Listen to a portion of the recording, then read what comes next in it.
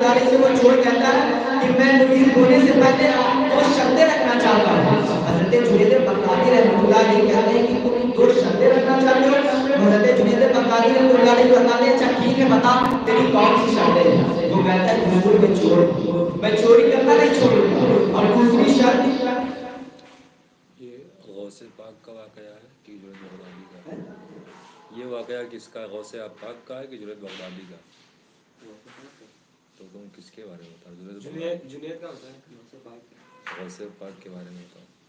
تو غوث پاک سے وہ چور کہتا ہے کہ میری دو شرطیں ہیں. پہلی شرط تو یہ کہ مجھے چور اور چوری کرنا نہیں چھوڑوں. اور دوسری شرط یہ ہے کہ میں نماز نہیں پڑھ سکتا. حضرت جنید بغدادی رحمۃ اللہ علیہ کہتے ہیں کہ پھر میں تجھے مرید نہیں کر سکتا. پھر غوث پاک اس چور سے کہتے ہیں کہ میں تجھے مرید نہیں کر سکتا. وہ چور کہتا ہے کہ حضور مرید کر لیجیے. غوث پاک سے وہ عرضی کرنے لگتا ہے, غوث پاک سے وہ گزارش کرنے لگتا ہے. تو غوث پاک جب دیکھتے ہیں کہ یہ چور ماننے والا نہیں, یہ مرید ہو کر رہے گا, تو جنید حضرت غوث پاک فرماتے ہیں اس چور سے, کہتے ہیں اچھا ٹھیک ہے تمہاری دو شرطوں کو میں قبول کر لوں گا لیکن تجھے میری ایک شرط قبول کرنی پڑے گی. تو حضرت غوث پاک فرماتے ہیں اس چور سے کہ میری بس ایک شرط ہے کہ جب اذان کا ٹائم ہو تو تم وضو کر کر اذان دے دیا کرنا. وہ چور کہتا ہے ٹھیک ہے حضور میں اذان دے دیا کروں گا. جب وہ چور حضرت غوث پاک سے مرید ہو کر اپنے گھر آتا ہے, آرام سے لیٹ جاتا ہے, لیٹا رہتا ہے. جب اذان کا ٹائم ہوتا ہے اٹھتا ہے, وضو کرتا ہے اور اذان دے کر سو جاتا ہے. جب اس کی بیوی اس کے حالات دیکھتی ہے, ٹائم ہوتا ہے, اذان دیتا ہے, سو جاتا ہے, نماز نہیں پڑھتا, تو وہ چور سے اس کی بیوی کہتی کہ آخر ماجرا کیا ہے, کچھ دنوں سے تم وضو کرتے ہو, اذان دے دیتے ہو لیکن نماز نہیں پڑھتے ہو. تو وہ کہتا ہے کہ میں حضرت غوث پاک سے مرید ہو گیا ہوں اور میرے پیر نے ایک شرط رکھی ہے.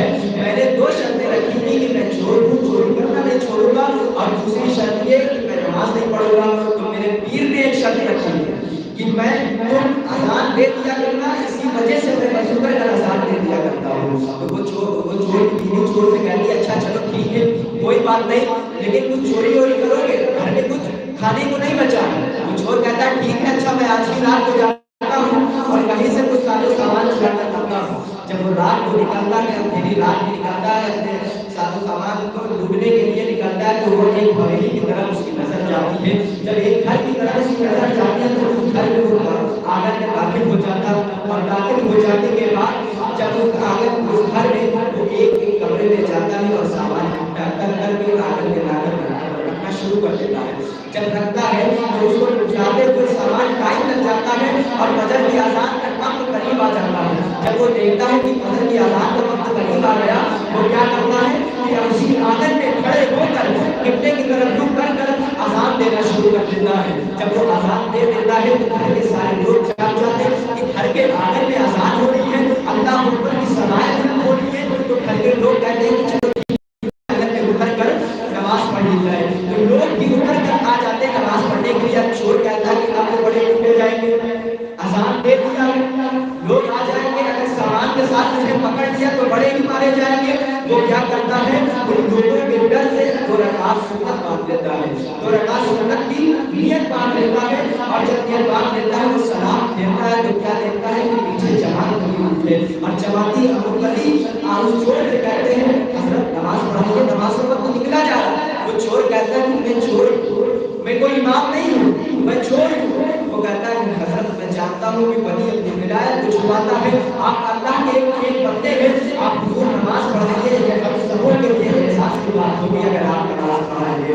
تو جب وہ چور لوگوں کے کہنے پر کھڑا ہو جاتا ہے اور نماز پڑھاتا ہے, جب 2 رکعت فجر کی فرض پڑھاتا ہے اور نماز پڑھانے کے بعد جب وہ سلام پھیرتا ہے اور دعا مانگنے کے بعد جب لوگ اس کے ہاتھ چھونا شروع کر دیتے ہیں, اس کی دستبوسی کرنا شروع کر دیتے ہیں, تو اس کا دل بدل جاتا ہے. وہ کہتا ہے کہ میں نے جب ایک مرتبہ فجر کی نماز پڑھائی ہے, میں نے جب ایک مرتبہ فجر کی نماز پڑھی ہے تو اللہ نے اتنی عزت دی ہے, اتنی عزت دی ہے کہ لوگوں نے میری دستبوسی کرنا شروع کر دی ہے. اگر میں 5 وقت کی نماز باجماعت ادا کرنے لگتا تو میرا رب مجھے اتنی عزت دیتا ہے. ایک چور کو غوث پاک نے اللہ کا ولی بنا دیا. حضرت مولانا کی بارگاہ میں دعا کی, آپ لوگوں کو